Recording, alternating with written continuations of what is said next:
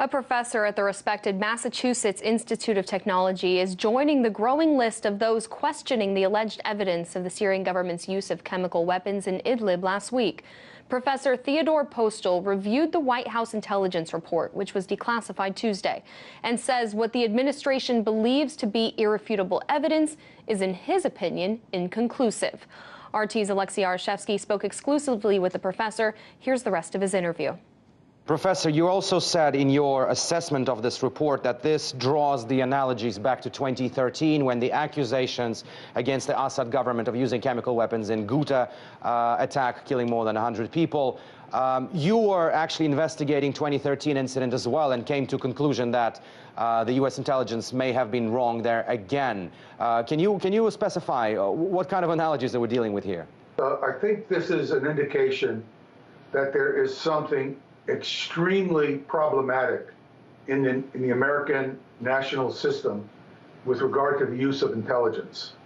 This particular report is in some ways exactly parallel to the report that occurred in the Obama administration.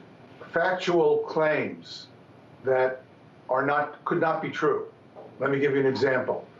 They claimed that the American infrared satellites saw the launch and impact of the sarin munitions that were used in that attack. That is not possible. The American infrared satellites are very good, and they could certainly see the launch of a rocket, but they could not tell where the rocket landed because there was no explosion when the rocket landed. They would only be able to see the flash from an explosion. So this is overtly wrong.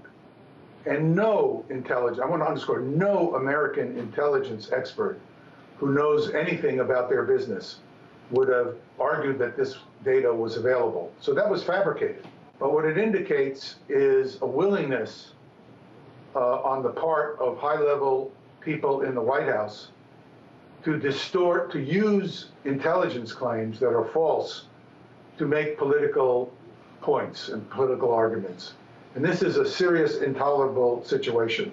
Professor, I covered the G20 summit back in 2013 when Obama came to St. Petersburg in Russia to rally support for a possible ground invasion in Syria. And then the premise was the alleged attack by Assad government on Ghouta, the chemical attack.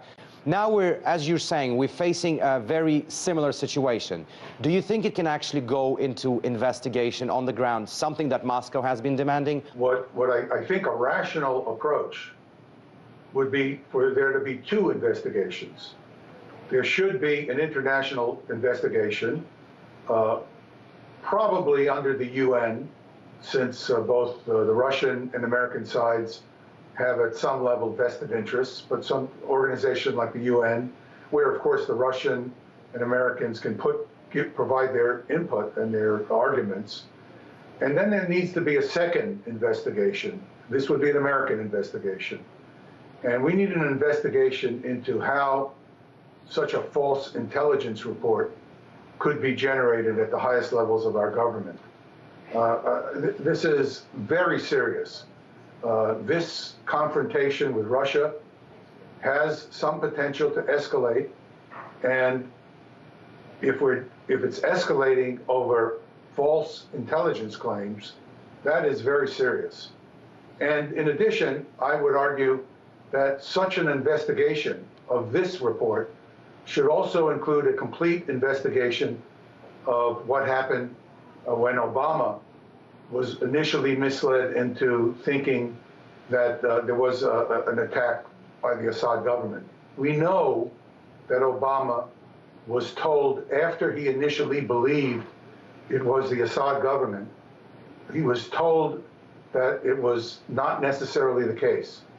So he was initially given incorrect intelligence, and then it was corrected, although the public was never told about this.